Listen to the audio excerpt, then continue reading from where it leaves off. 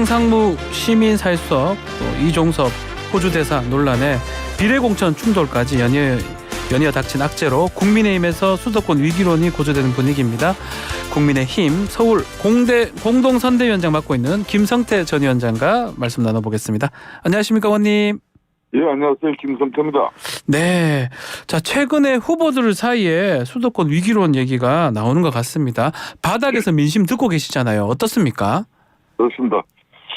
아무래도 지금 현재 수도권 후보들 입장에서는 불과 이제 20일밖에 남지 않은 이 선거에서 수도권 유권자들의 그 마음들이 우리들에게 그렇게 크게 호의적이지 않은 그런 냉랭한 그 분위기를 다들 느끼고 있죠.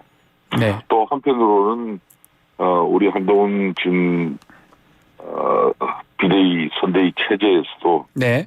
보수 결집의 모멘텀도 절실하고 또 중도 확장 여건도 절박하고 뭐 그런 상황입니다. 그렇기 때문에 네. 이게 바닥 민심도 민심이거니와 언젠가부터 이 정치 지형 자체가 변화된 것으로 보입니다. 아, 지형이 바뀌고 있다고요? 예, 이제는 보수 진영 자체가 더 이상 우리 사회 주류가 아닌 것이죠.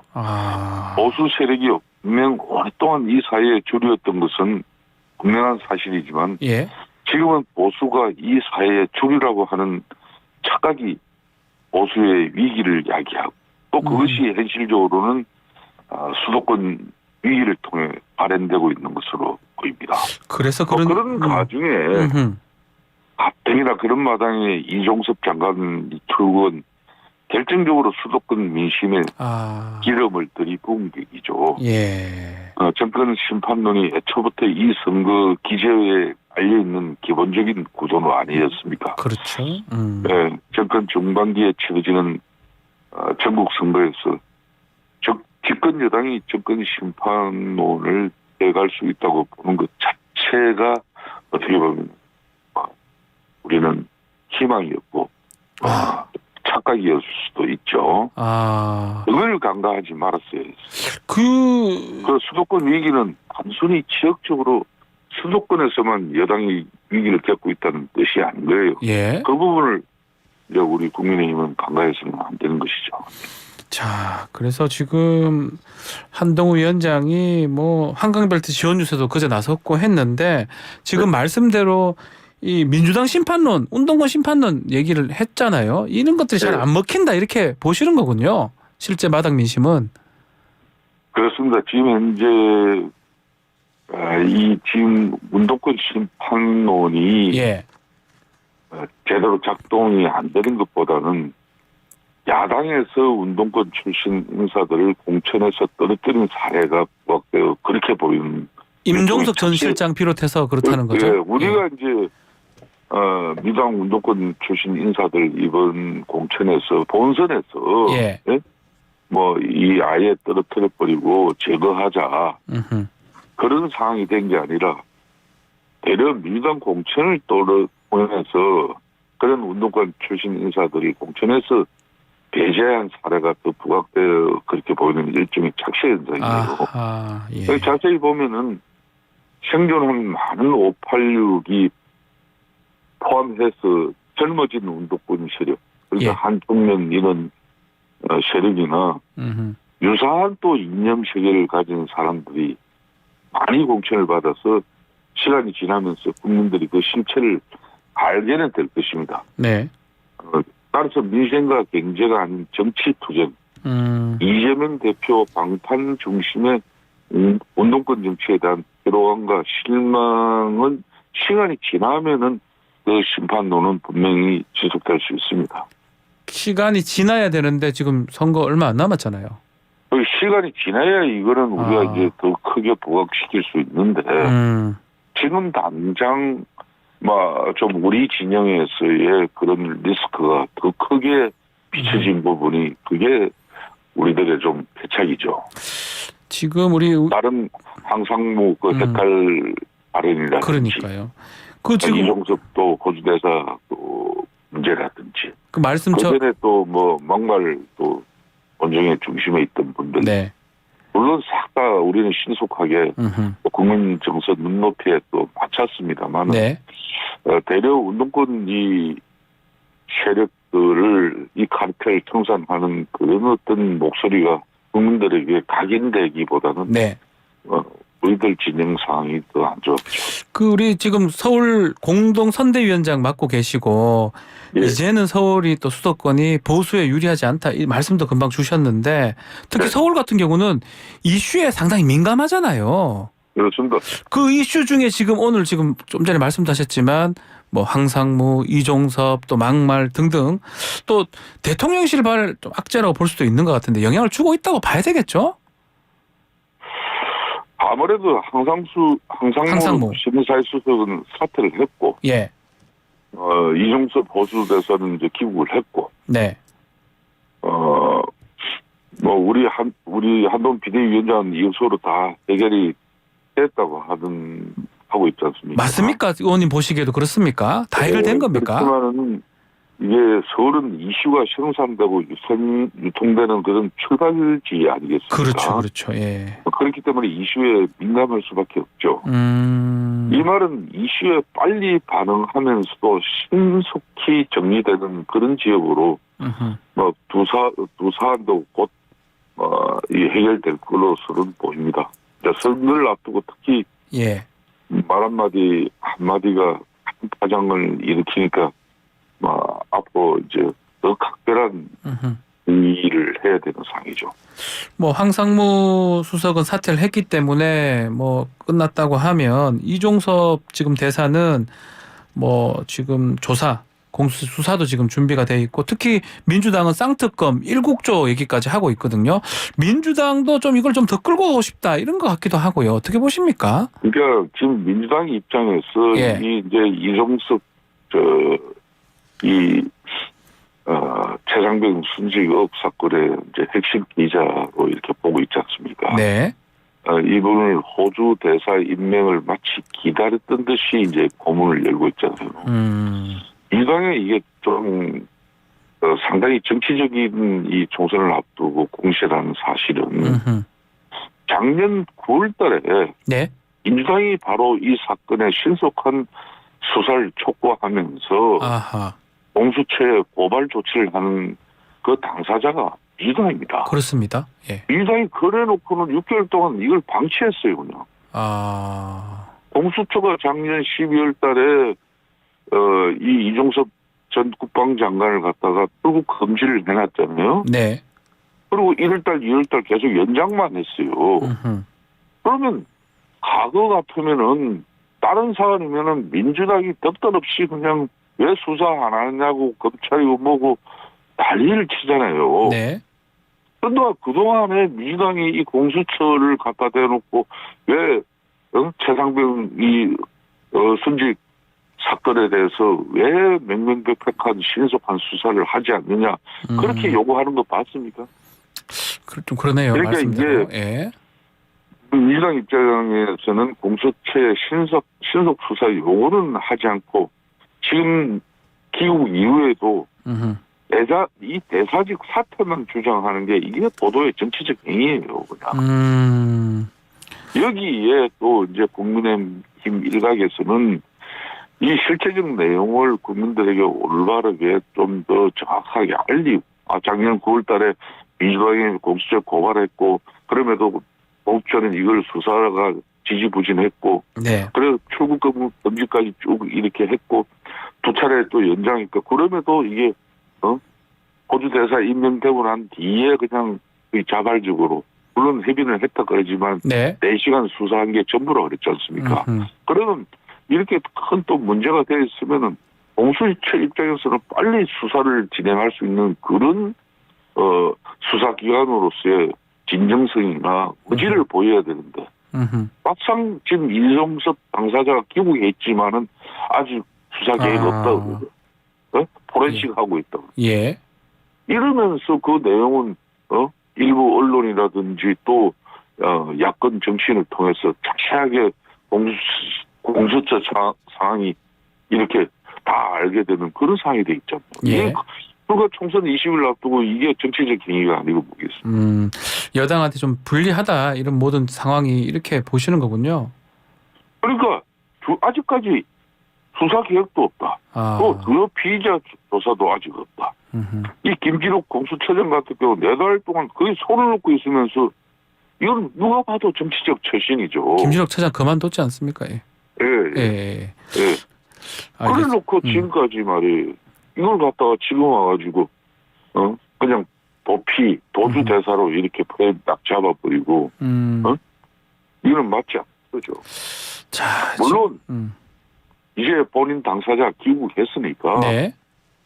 공수처 입장에서도 하루빨리 수사를 진행하셔야죠.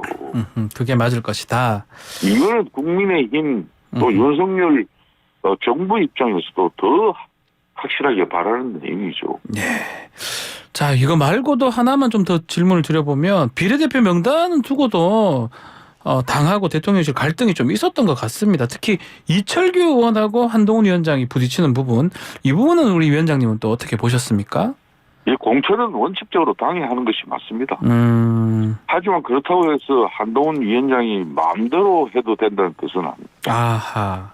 집권 여당은 국정 운영에 무한 책임도 져야 되고 네. 또 한편으로 정권의 성공을 뒷받침하기 위해 존재하는 것이 집권당입니다. 그렇다면 집권 여당의 비례대표 추천도 정권의 성공을 스포트할 수 있는 후보들이 추천되는 것이 현실적으로는 필요합니다. 네. 그런데 최초 공개된 명단에 다소 의아스러운 부분이 없지 않았던 것도 사실이죠. 그 부분은 바로 잡아야 할 필요가 있었던 일정 부분에 공감이 있었던 것 같아요. 네. 용산의 어중을 반영한다는 이철규 의원이 그런 부분을 문제 제기를 했다면 그 부분에 대해서는 일정 부분 당과 조율할 필요는 저는 있었다고 봅니다. 그렇기 때문에 네. 이제 이 문제가 특히 이제 당선권에 호남 배려가 없었다는 그런 비판의 명단에 일부 조정이 있었지 않습니까? 그렇죠. 바꿨죠, 조금. 그러다 보니 사천 논란이 더 증폭되는 것 같기도 한데 뭐 어떻게 할 것이냐 이런 뭐 일부의 우려가 있었지만은 이 역시 이제 비례대표 공천 문제도 뭐 이틀 상간에 그냥 참 신속하게 빠르게 또 수습을 하고 정리를 했죠. 네. 그래서 이제 전북도당 위원장을 하고 있는 조배수 위원장을 또 뭐 당선권 이렇게 순번에 들어가고 네. 일부 재배치를 통해서 이 부분은 마무리가 됐다고 봐야 되는 것이죠. 그 주기한 전 위원장 있잖아요. 지금 대통령실 민생특보로 임명이 됐는데 예. 이게 또 대통령실이 나서서 또 비례 공천 갈등 이슈를 좀 중지시켜야 되는데 끌고 나가는 거 아니냐 이렇게 또 보는 의견도 있더라고요. 어떻게 보십니까, 위원장님? 지금 이번 20일 총선을 앞두고 가장 국민의힘 집권당으로서 아프고 따가운 부분이 네. 민생입니다. 지금 고물가, 집값 그리고 장바구니 물가 이런 걸 보면은 서민들의 이 먹고 사는 문제 이 이상 더 중요한 게 없죠. 그렇죠. 예. 특히 호남 지역을 중심으로 한 충청권, 물론 영남권 다 수도권 다 마찬가지입니다. 지금 이제 이 서민들의 먹고 사는 문제를 밑바닥에서부터 대통령 국정 운영에 가장 시급하게 네. 그 국민들의 이 민초들의 쓴소리를 가감없이 전달해야 될 그 상황 중에 하나가 바로 이 민생 경제이고 예. 그런 측면에서 주 위원장이 제 역할을 할 것이라는 그런 기대로 아마 했을 것이다. 부산에서 바로 임명이 이루어진 것 같습니다. 자, 민주당 이야기도 한번 질문 드려보겠습니다. 강북을의 지금 조수진 후보 결국 오늘 새벽 무렵에 이제 사퇴를 한다고 했는데 어떻게 보셨습니까? 이 논란이 좀 커졌던 상황이기도 하고요. 그러니까 사실상 민주당 입장에서는 예. 지금까지 제대로 된 공천이 전혀 되지를 못했지 않습니까? 그러니까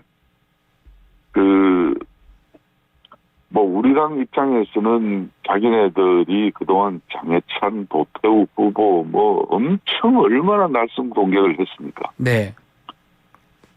저희 당 논란이 있으면은 우리는 바로바로 국민의 눈높이에 신속하면서도 적절한 조치를 바로 했어요. 음흠. 그렇지만 온갖 악말의 선동까지 해온 민주당 입장에서는 이걸 뭉개다가 넘어가는 특유의 비도덕적 태도가 일반화돼 버렸어요. 예. 이 총선 공천을 하는 과정을 지켜보면서 말이에요. 그러니까 국민에 대한 예의는 전혀 찾아보기가 힘들었습니다. 음흠.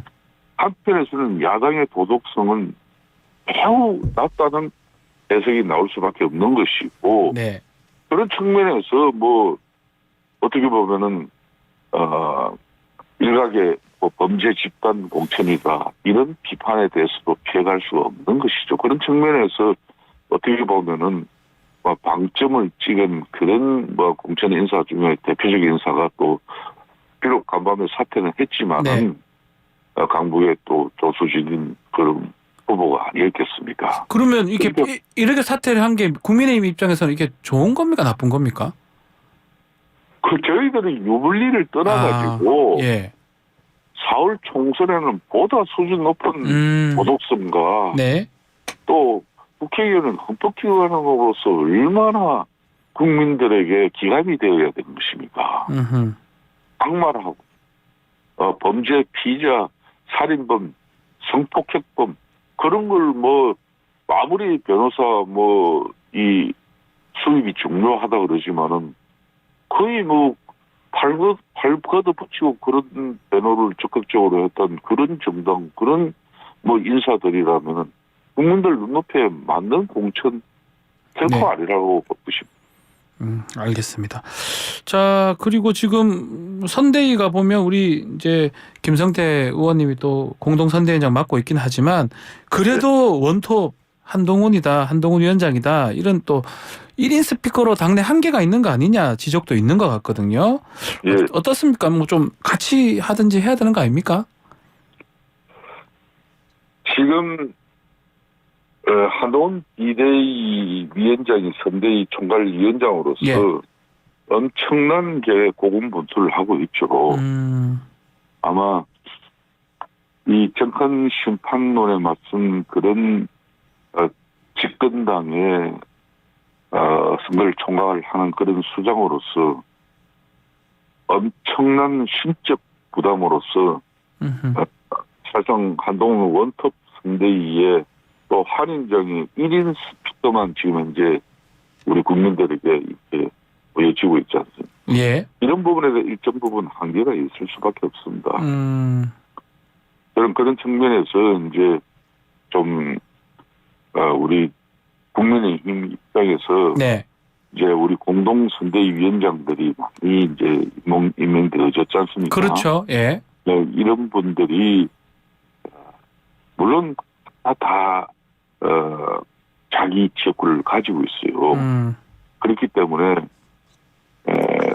뭐 사실상 이런 뭐 당의 주요 이슈에 대해서 또 민당의 공격에 대해서 이런 바로 대응할 수 있는 그런 스피커를 털어댈 수 없는 여건이기도 하지만은 네. 그래도 조금 시간을 내 가지고 예.